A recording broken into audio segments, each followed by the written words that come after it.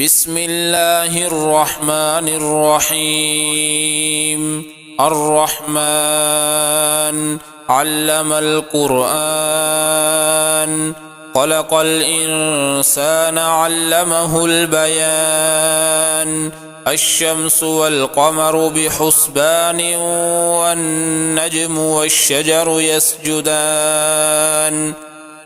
والسماء رفعها ووضع الميزان، ألا تطغوا في الميزان، وأقيموا الوزن بالقسط ولا تخسروا الميزان.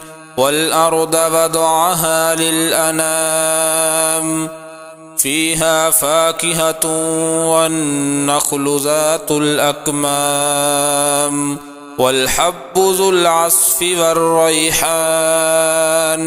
فبأي آلاء ربكما تكذبان؟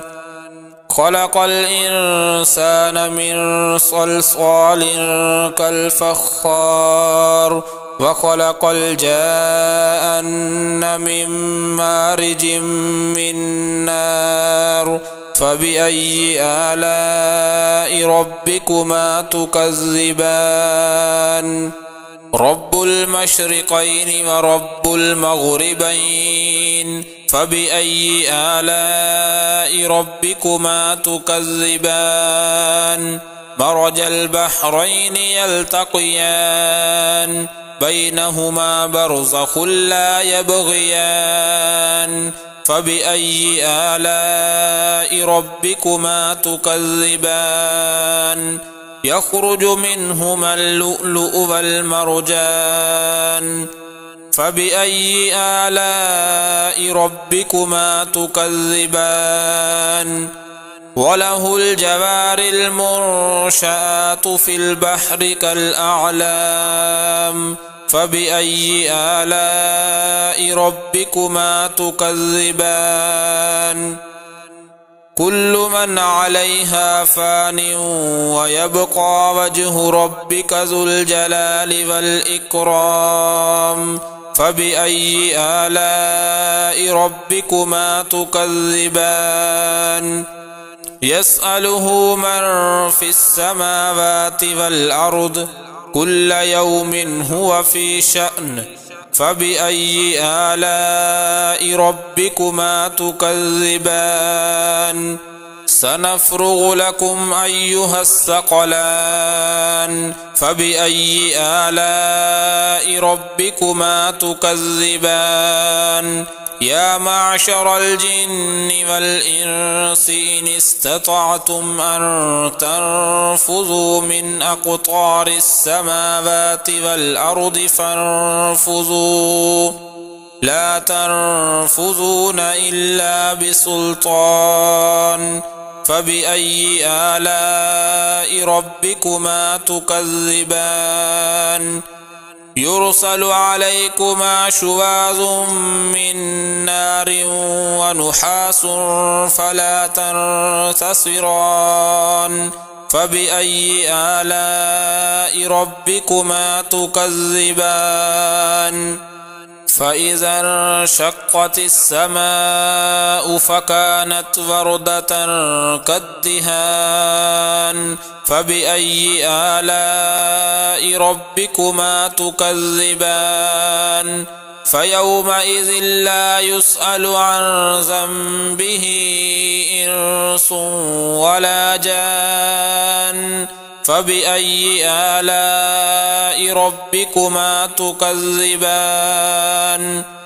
يعرف المجرمون بسيماهم فيؤخذ بالنواصي والأقدام.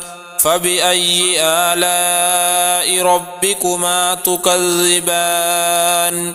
هذه جهنم التي يكذب بها المجرمون، يطوفون بينها وبين حميم آن. فبأي آلاء ربكما تكذبان؟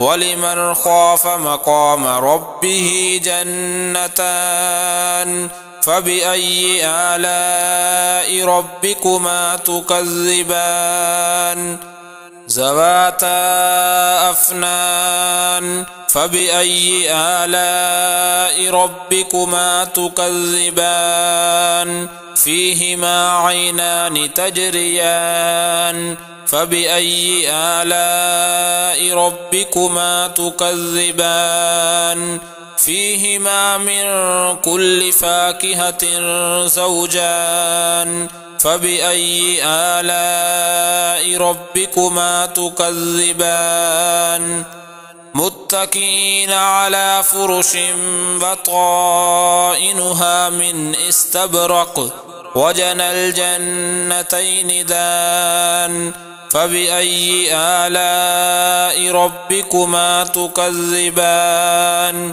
فيهن قاصرات الطرف لم يطمثهن إنس قبلهم ولا جان فبأي آلاء ربكما تكذبان كأنهن الياقوت والمرجان فبأي آلاء ربكما تكذبان هل جزاء الإحسان إلا الإحسان فبأي آلاء ربكما تكذبان ومن دونهما جنتان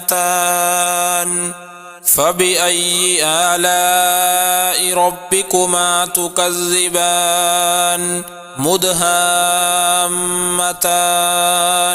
فبأي آلاء ربكما تكذبان فيهما عينان نضاختان فبأي آلاء ربكما تكذبان فيهما فاكهة ونخل ورمان فبأي آلاء ربكما تكذبان فيهن خيرات حسان فبأي آلاء ربكما تكذبان حور مقصورات في الخيام فبأي آلاء ربكما تكذبان لم يطمثهن إنس قبلهم ولا جان فبأي آلاء ربكما تكذبان متكئين على رفرف خضر وعبقري حسان فبأي آلاء ربكما تكذبان تبارك اسم ربك ذي الجلال والإكرام